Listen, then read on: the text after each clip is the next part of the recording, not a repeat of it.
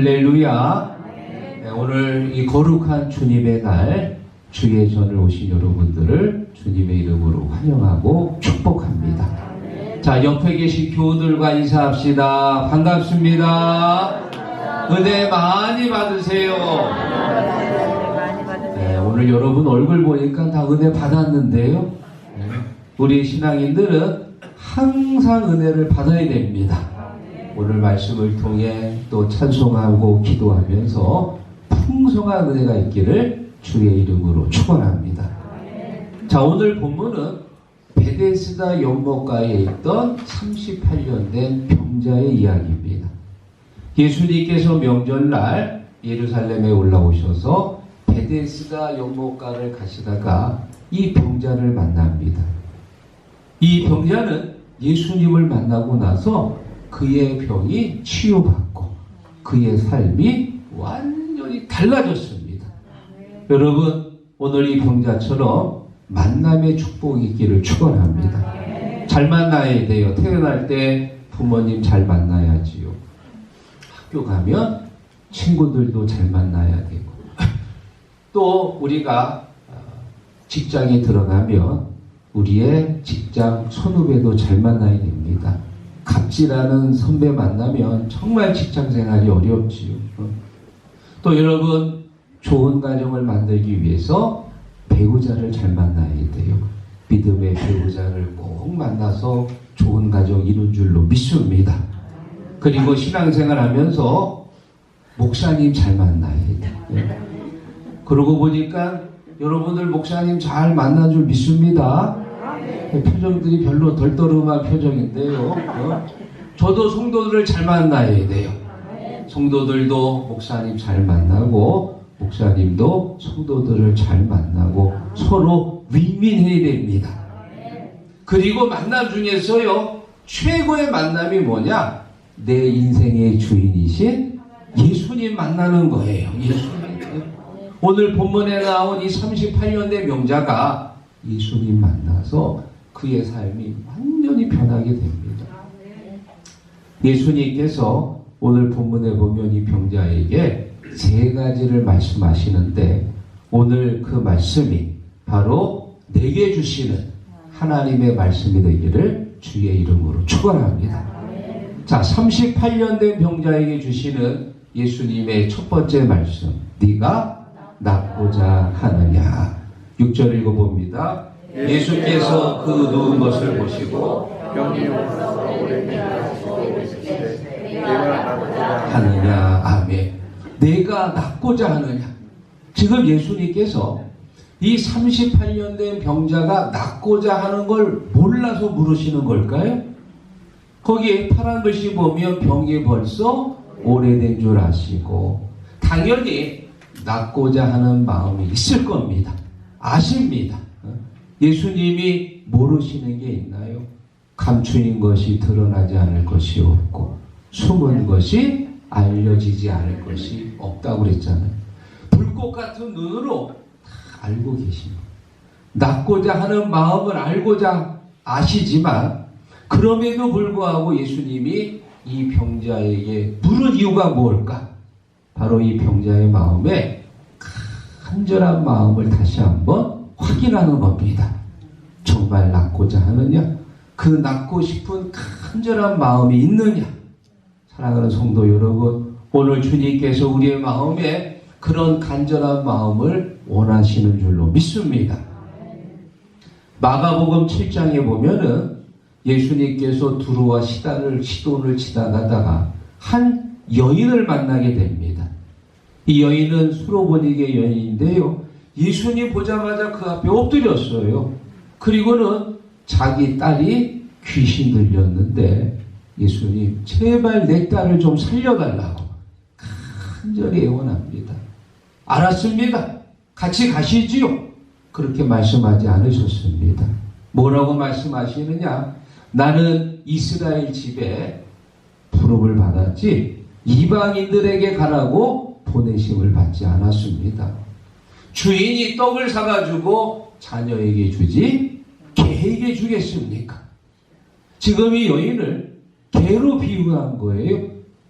요즘 같아서는 난리 나지. 얘 그렇게 얘기했다가 멱살 잡히고 경찰서에 끌려갑니다. 그런데 여인이요, 화를 낸 게 아니고 뭐라고 얘기하느냐? 맞습니다. 주인이 떡을 사서 자녀에게 주지 개에게 주지 않지요. 그런데 그 개들도 주인의 상에서 떨어지는 부스러기를 먹지 않습니까? 저는 개가 돼도 좋으니까 부스러기라도 주세요. 딸을 살리고자 하는 이 엄마의 간절한 마음이 예수님한테 전달된 거예요. 그래 예수님께서 이 여인의 그 간절한 마음을 보시고 여자여 내 믿음이 크도다. 내 믿음이 크도다. 내 소원대로 되리라.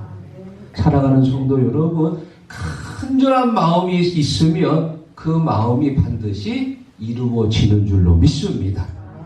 사자성어 중에 심상사성이라는 말이 있습니다. 마음과 생각이 간절하면 반드시 이루어진다. 마음과 생각이 간절하면 우리가 주님을 만나고 싶은 간절한 마음이 있기 때문에 오늘 이 주일날 주님 앞에 온 줄로 믿습니다.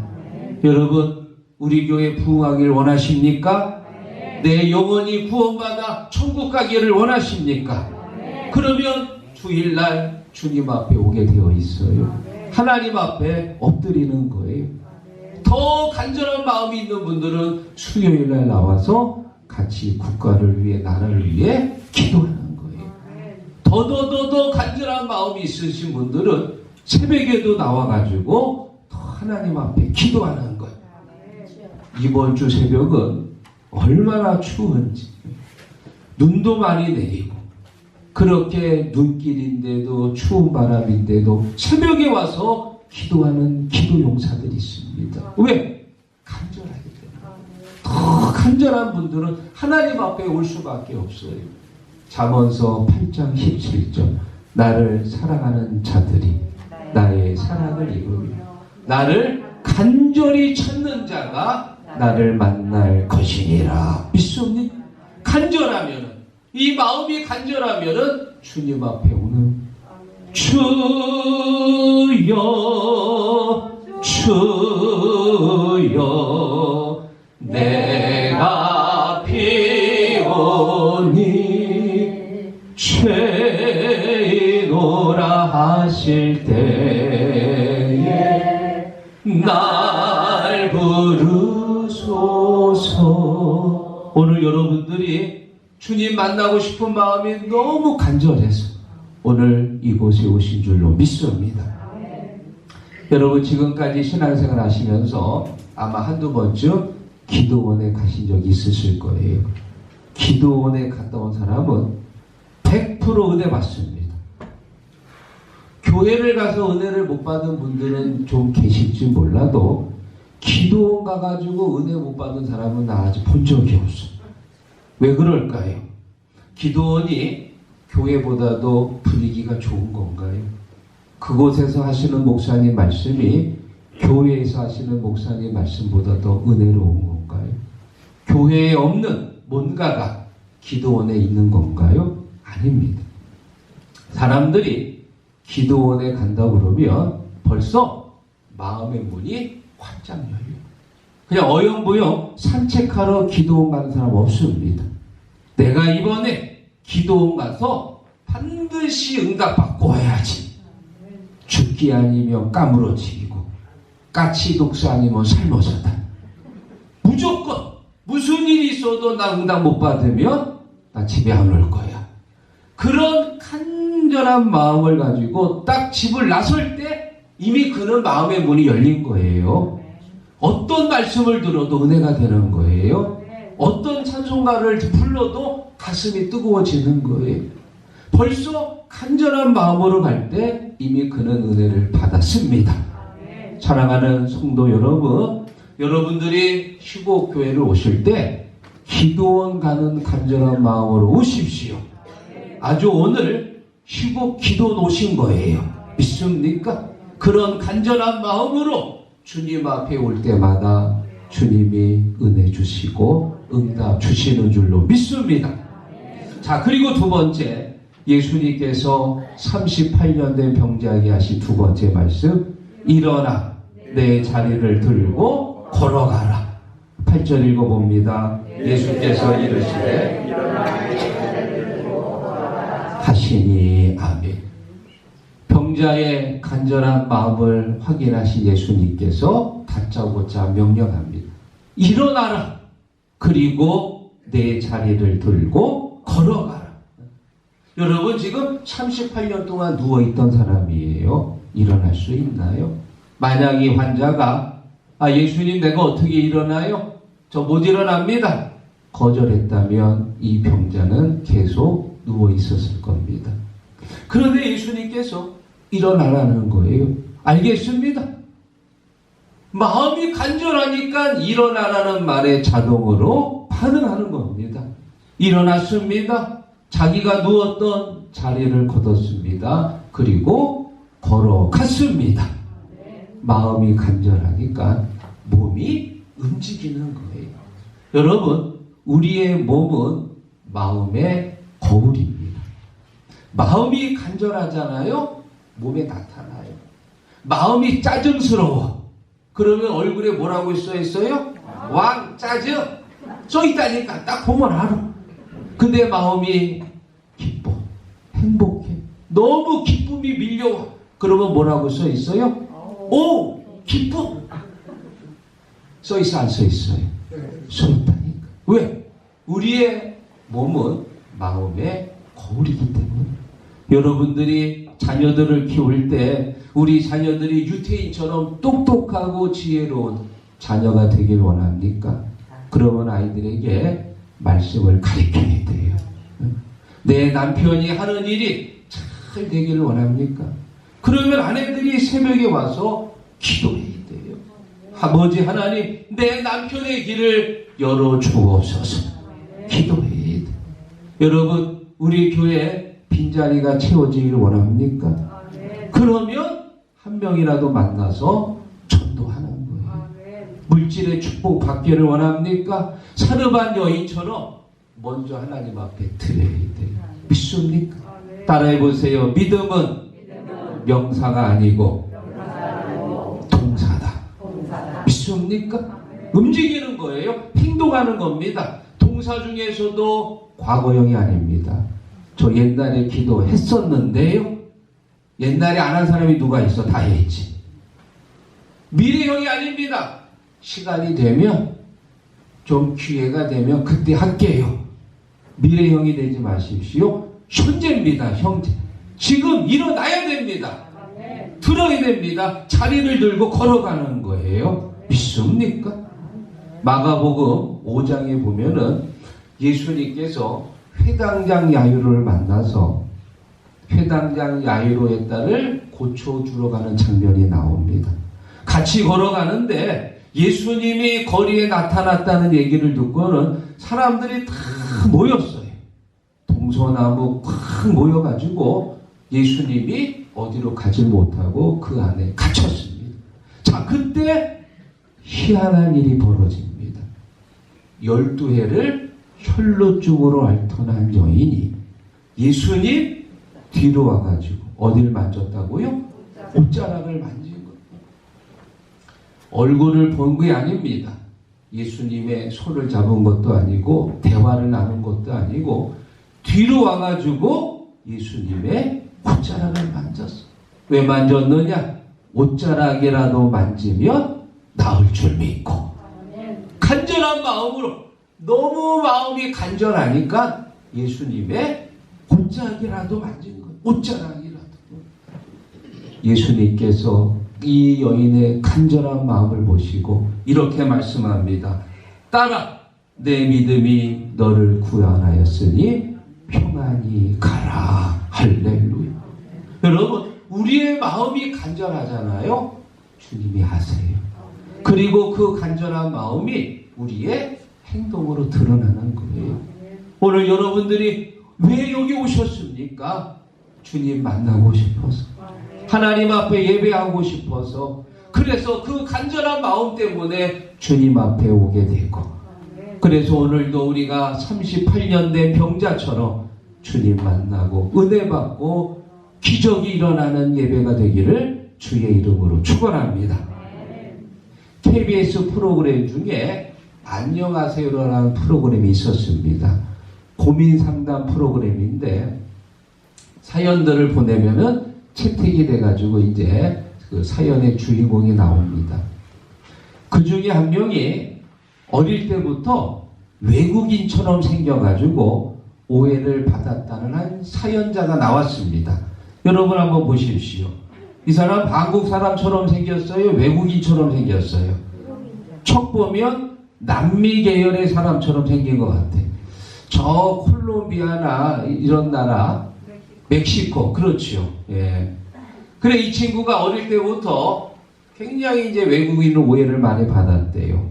할머니, 할아버지도 한국 사람이고, 아버지, 어머니도 다 한국 사람인데, 이 친구만 하여튼간 왠지 좀 이렇게 저 남미 계열의 외국 사람처럼 보이는 거.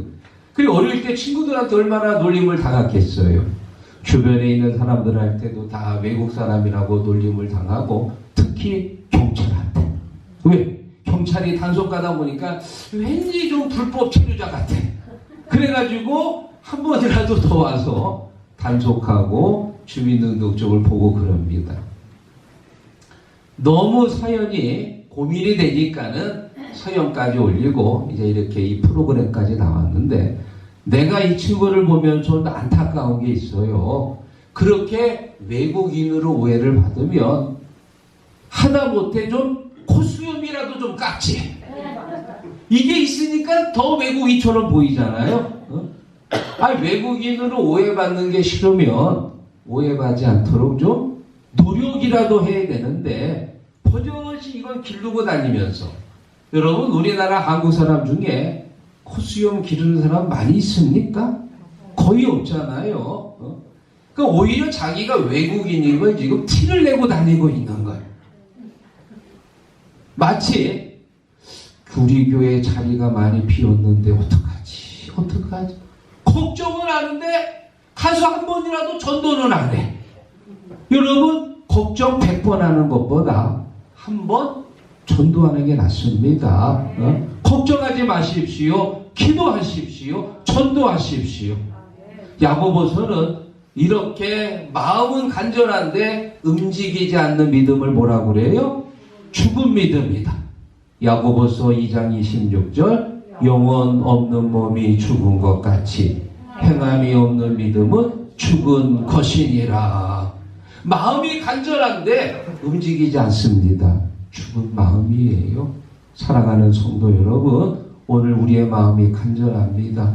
교회 부흥에 대한 마음이 간절합니다. 영원 사랑하는 마음이 간절합니다. 움직이십시오. 미래형이 되지 마시고요, 과거형이 되지 마시고요, 지금입니다. 지금 움직이고 행하는 믿음 되기를 주의 이름으로 축원합니다. 자, 그리고 마지막 세 번째, 예수님께서 38년 된 병자에게 하신 세 번째 말씀, 다시는 죄를 범하지 말라. 14절 읽어봅니다. 그 후에 예수께서 성전에서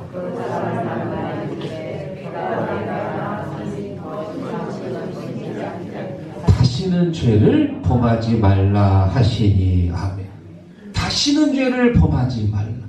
여러분, 이 환자는 무슨 죄를 졌을까요? 잘 모릅니다. 안 나와 있습니다. 이름도 없고요, 나이도 잘 몰라요. 그런데 예수님께서 이 사람에게 죄를 짓지 말라고 한 거 보니까 이 사람의 병의 원인은 죄였을 겁니다.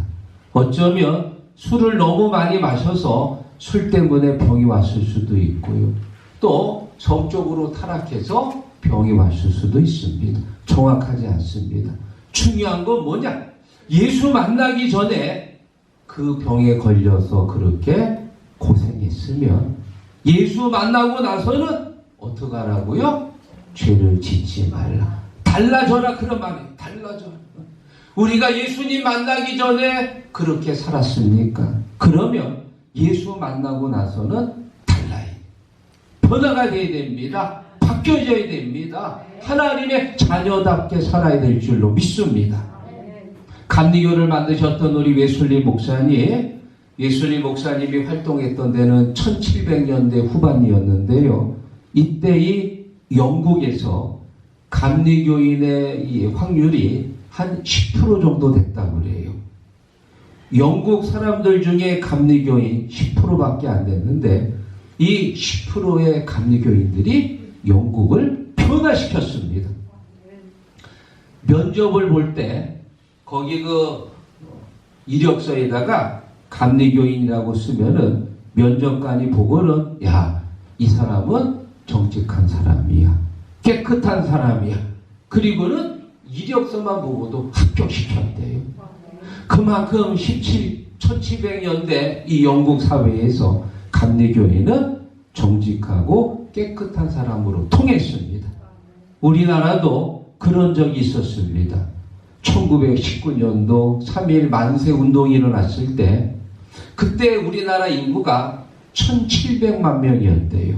지금 5천만 명 넘으니까 한 3분의 1 되는 규모였죠. 그 1700만 명 중에서 기독교인들은 대략 2%였다고 합니다. 그 작은 소수 2%의 기독교인들이 3.1 만세 운동을 주도적으로 이끌었고 그리고 모든 사람들에게 지도자가 된 거예요. 일본 순사들이 만세 운동 했는지 안 했는지 어떻게 판단하느냐? 너 운동했어 안 했어? 그러면 사람들이 다 안 했다고 그러지. 했다 그러면 다 잡아가니까. 그래서 그렇게 물어보지 않고 너 교회 다녀 안 다녀? 교회 다니는데요. 이놈 만세 운동한 놈이야, 잡아가. 그 당시 교회 다니는 사람들은 그 한국의 애국자로 통했습니다. 교회 다니는 사람들은 먼저 학문을 배우고 신학문을 접한 깨닫고 또 깨어있는 사람으로 통했습니다. 그 당시 교회 다니는 사람들은 열심히 일하고 사회운동하는 그런 사회운동가로 통했습니다. 그런데 2000년도 들어와서 지금은 어떤가요? 지금은 안 좋은 인식이 많아졌어요. 교회 다니는 사람 그러면 아이고 아주 지독한 사람으로 통해. 교회 가가지고 설교를 잘 들어서 말도 많고 자기 교회만 아는 이기적인 사람, 그런 사람이 요즘은 교인이 돼버렸습니다. 또 이번에 코로나 사태를 거치면서요, 정부 말도 잘 안 듣고 그리고 어디 접촉했는데도 거짓말만 하는 그런 사람으로 기독교인들이 요즘은 오해를 받고 있어요. 여러분, 우리 모두의 잘못입니다. 우리가 더 하나님 앞에 엎드려야 되고요, 하나님 앞에 더 정결하게 살아야 돼. 믿습니까?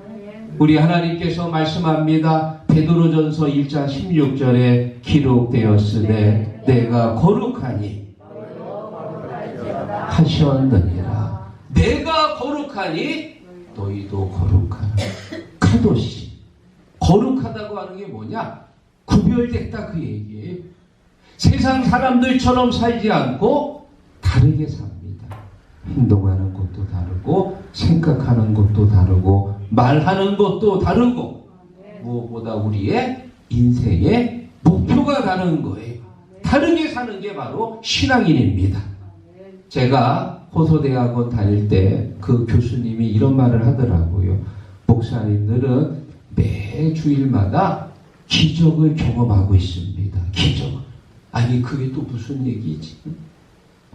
성도 한 사람 한 사람 다 한 성질 하실 분들인데 그래도 예수 믿고 주일날 교회 와서 봉사하고 헌신하고 헌금 드리고 그게 바로 기적이라 그 말이야. 그게 기적.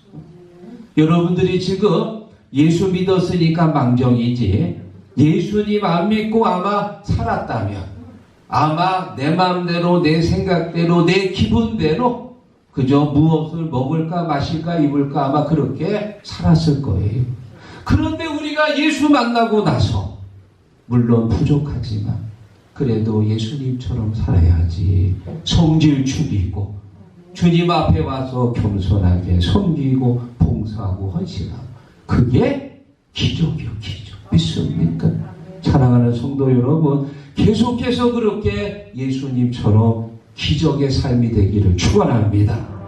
오늘 예수님께서 우리에게 원하는 게 있습니다. 우리의 간절한 마음을 원하십니다. 그 마음이 행동하기를 원하십니다. 그리고 우리가 예수님처럼 성결하게 살기를 원하십니다. 오늘 38년 된 병자에게 일어난 그 기적이 여러분에게 일어나기를 주의 이름으로 축원합니다.